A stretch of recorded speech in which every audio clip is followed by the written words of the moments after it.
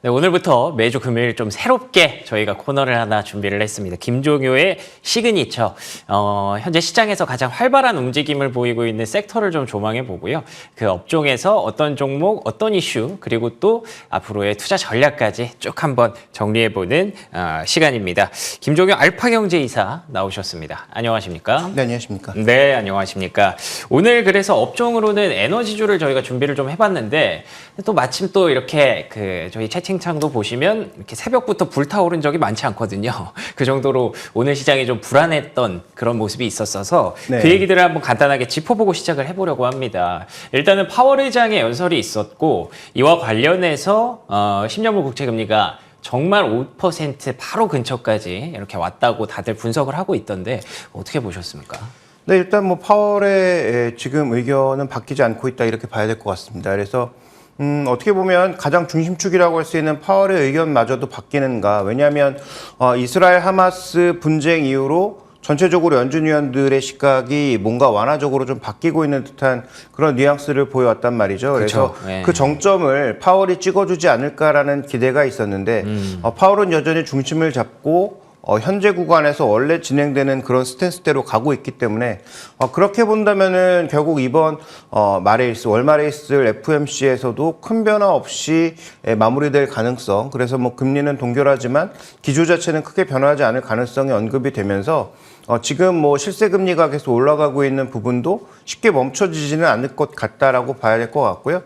어저께 이창용 총재 얘기와도 연결해서 살펴보면 이 높은 금리가 쉽게 낮아지진 않을 것 같다. 하이어 포롱고는 이어질 가능성이 높다. 이렇게 봐야 할 것 같습니다. 말씀하신 대로 이게 정말 좀 기대감이 좀 있었던 게 어떻게 보면 문제라면 문제였던 것 같아요. 지금 최근에 연준 위원들이 굉장히 좀 온건한 비둘기파적인 발언을 많이 내놨었는데 파월 의장이 그 방점을 찍어주지 않고 오히려 좀 원론적인 입장을 계속 이어갔던 것이 금리를 다시 들어 올렸다라고 봐야 될 것 같은데 이뿐만 아니라 또 테슬라도 시장에 어떻게 보면 악재로 좀 작용을 했거든요. 실적 시즌을 어떻게 지금 좀 전략을 가져가야 될지 간단히 좀 얘기해 주실 수 있을까요? 네, 일단 뭐 스스로 가격을 내리고 가격 경쟁을 유도했고 예. 그래서 지금 뭐 다른 회사들에게도 어떻게 보면 굉장히 골머리를 썩게 하는 그런 테슬라가 그렇죠. 자신들도 실적을 떨어뜨리면서 일단 뭐 주가의 흐름이 크게 둔화되고 있는 양상인데요.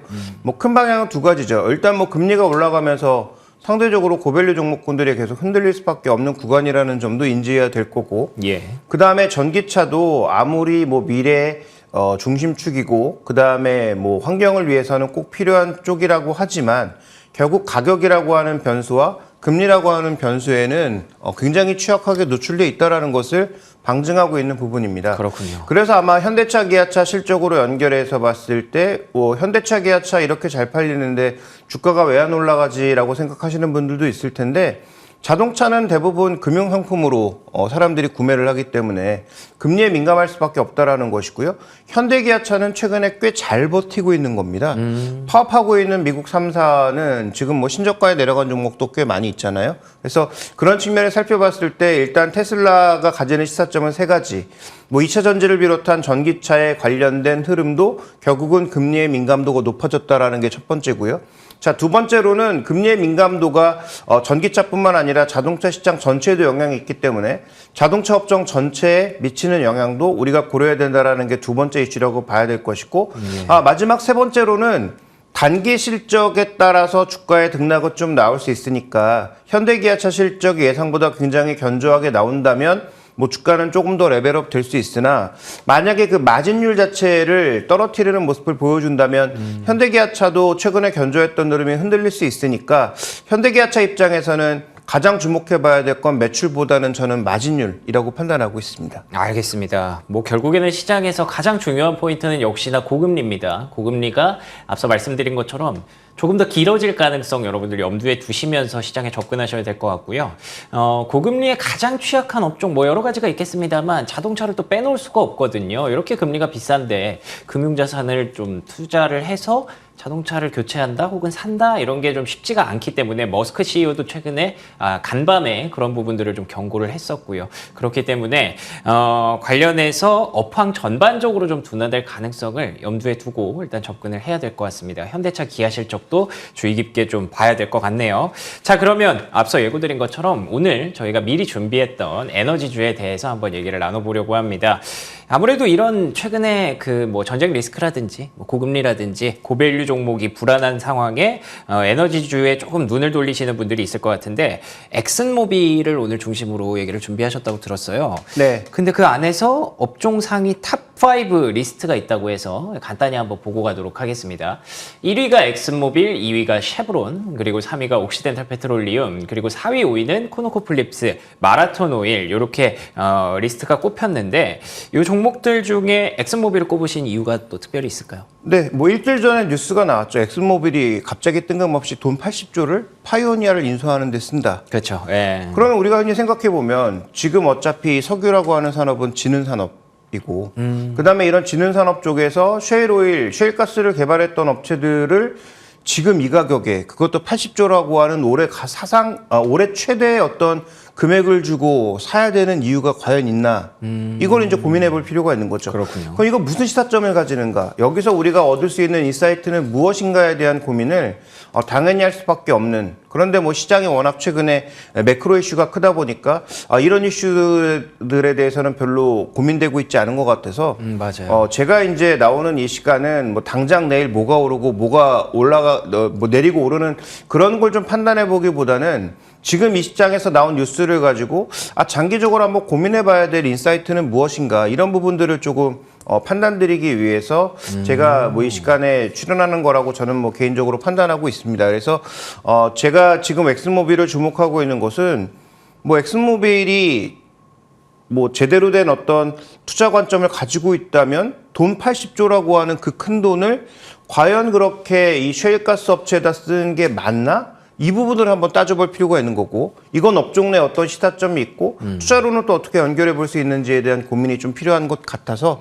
이 종목을 선정해 봤습니다.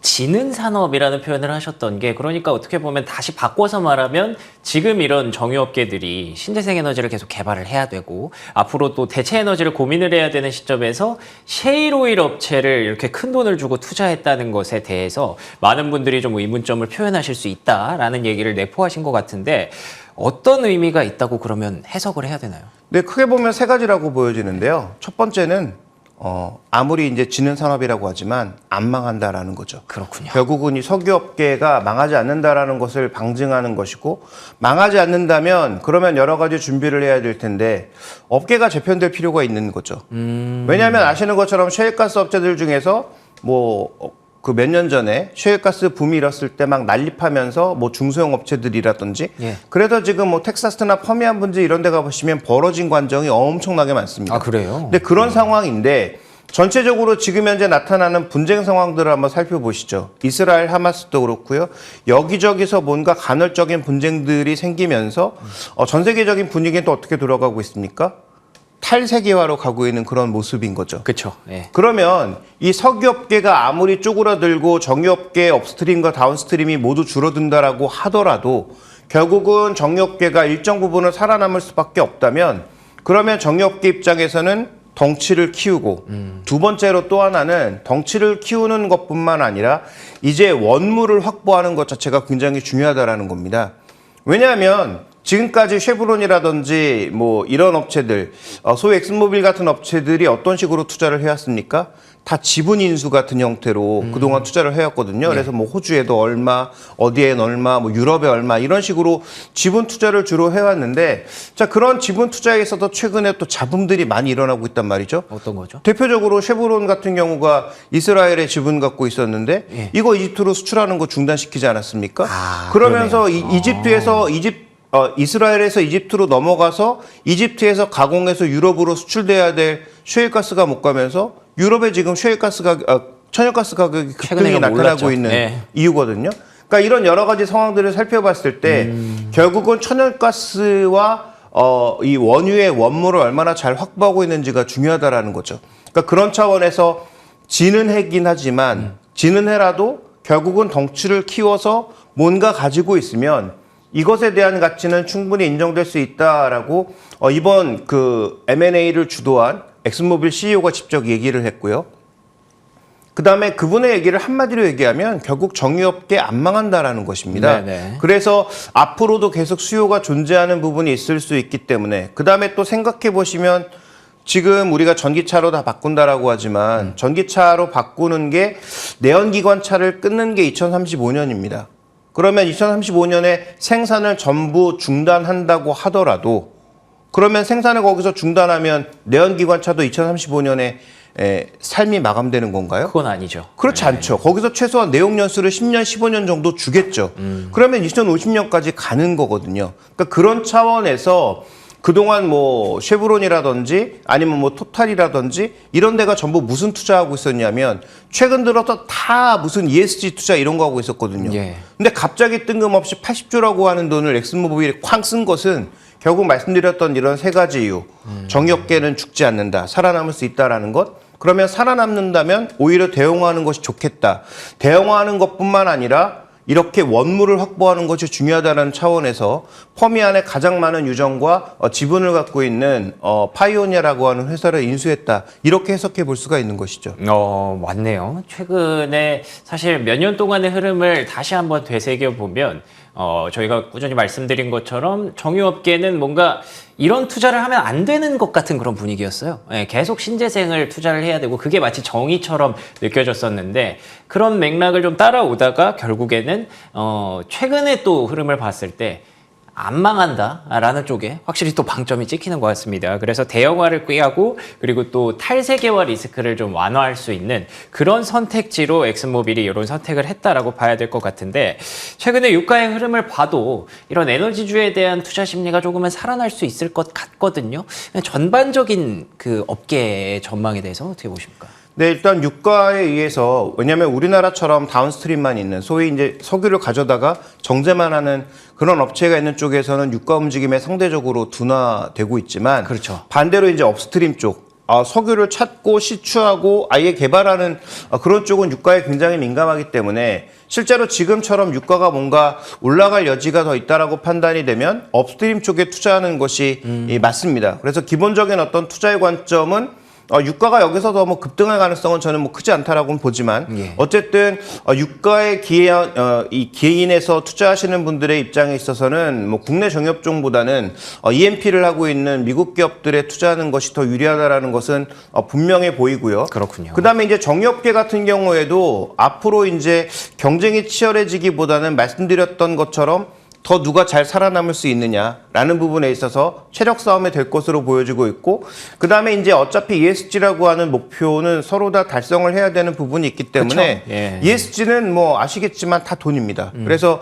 전 세계 ESG를 추종하는 펀드들 살펴보시면 그냥 시가총액 1위부터 전 세계 시가총액 1위부터 쭉 나열돼 있습니다. ESG가 왜 시가총액 1위부터 나열되어 있는 거야? 돈 없으면 못하기 때문입니다. 결국 그런 관점에서 봤을 때 정유업계를 비롯한 E&P 기업들의 전반적인 투자 관점에 있어서도 결국은 최근 시장이 어려우니까 퀄리티 종목으로 가는 것 같은 그런 분위기가 있는 것처럼 예. 정기업도 마찬가지. 중소기업들에 대한 판단보다는 그런 약간 더 하이 퀄리티에 있는 종목군들을 중심으로 접근하는 것이 필요하고 다운스트림보다는 업스트림 쪽에 좀 더 포커스를 맞추는 것이 필요하다. 이렇게 봐야 될 것 같습니다.